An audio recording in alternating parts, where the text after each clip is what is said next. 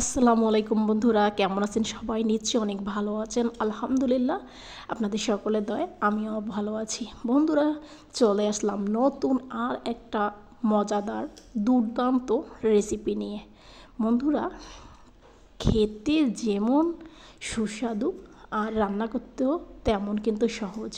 বন্ধুরা, ভিডিওটা না টেনে ফুল ভিডিওটা দেখবেন, না হলে কোনো কিছুই বুঝতে পারবেন না। আর এই মজার রেসিপিটা কিন্তু উপভোগ করতে পারবেন না। বন্ধুরা, এজন্য আমি নিয়েছি ব্রয়লার মুরগির মাংস।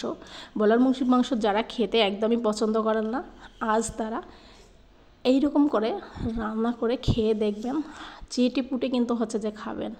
আর ছোটো আলু, দেশি ছোটো আলুর ভর্তা ভাজি সব কিছু কিন্তু হচ্ছে যে খাওয়া যায়। অনেক অনেক হচ্ছে যে মজার। যদিও ছোটো আলুগুলো ছুলতে একটু আমার কষ্ট হচ্ছে, তাতে কিছু নেই। আপনাদের জন্য মজার রেসিপি তো আমার করে দিতেই হবে। এই জন্য আমি হচ্ছে ব্রয়লার মুরগির মাংসগুলোতে লবণ, হলুদ, মরিচের গুঁড়া আর এক টুকরো লেবুর রস দিয়ে মাংসটাকে হচ্ছে মেখে রেখে দিয়েছি।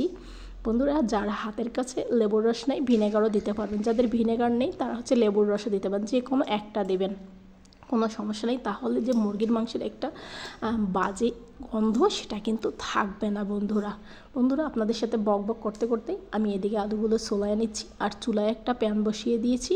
প্যানটাতে হচ্ছে আমি সাদা সয়াবিন তেল দিয়ে দেব। আর তেলগুলো গরম হলে তার মধ্যে আমি হচ্ছে যে মুরগির মাংসগুলো দিয়ে খুব ভালোভাবে হচ্ছে যে ভেজে নেব। একে একে যে মুরগির মাংসগুলো আমি সব দিয়ে নিচ্ছি। আর একটু সময় নিয়ে কিন্তু মুরগির মাংসগুলো ভেজে নেবেন। ব্রয়লার মুরগির মাংস কিন্তু নরম আর ভেঙে যায়, এজন্য হচ্ছে যে ভেজে রান্না করাটাই আমার মতে হচ্ছে খুব ভালো। বন্ধুরা, আমি হচ্ছে ব্রয়লার মুরগির মাংসটা একটু সময় নিয়ে এই যে লালচে করে হচ্ছে যে ভেজে নেব। বন্ধুরা, প্রতিদিন কিন্তু আমি মাংসটা হাত দিয়ে মেখে হচ্ছে যে রান্না করি, কিন্তু আজ করব না। আজ একটু তোমাদের জন্য ভিন্নভাবে সহজ রেসিপিটা হচ্ছে করে দেখাবো। বন্ধুরা, এই যে মাংসটা ভাজা হয়ে গেলেই আমি এই মাংসের মধ্যেই কিন্তু হচ্ছে যে কুচানো পেঁয়াজগুলো দিয়ে দিব।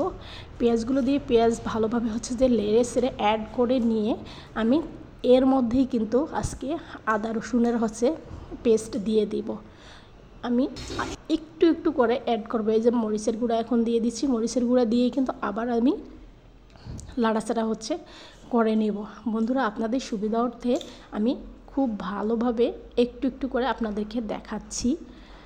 এখন দিয়ে দেব আদা রসুন আর এলাচের পেস্ট, আর ডালচিনিটা আমি আনাম দিয়ে দিব, আস্ত দিয়ে দিব।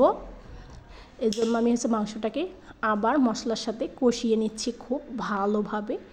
আর এখন এই 2 টুকরা দালচিনি কিন্তু আমি হচ্ছে দিয়ে আবার কষিয়ে নেব। এখনও কিন্তু বন্ধুরা কোনো আমি পানি অ্যাড করি নাই। মশলা থেকেই যে পানি বাইর হয়েছিল তাতেই আমি হচ্ছে মাংসটাকে খুব ভালোভাবে কষিয়ে নিচ্ছি। এখন আমি মাংসটা কষানো হয়ে গেলে ঢাকনা দিয়ে দিব। ঢাকনাটা তুলে আমি সেই ছুলে রাখা ছোট্ট আলুগুলো দিয়ে দিব। এই যে ছোট আলুগুলো আমি হচ্ছে দিয়ে খুব ভালোভাবে লাড়াচাড়া করে বন্ধুরা এখন সামান্য পানি অ্যাড করব। ঝোলও না, মাখা একটু রান্না করব, এই জন্য আমি অল্প পানি দিয়ে ঢাকনা দিয়ে দেব। ঢাকনাটা তুলে দেখি আমার মাংসের কী অবস্থা। এই যে মাংসটা প্রায় হয়ে গেছে। দেখেন, মাংসটা কিন্তু একটাও ভেঙে যায়নি। বন্ধুরা, আপনাদেরকে দেখানোর চেষ্টা করছি, একটা মাংসও কিন্তু ভেঙে যায়নি।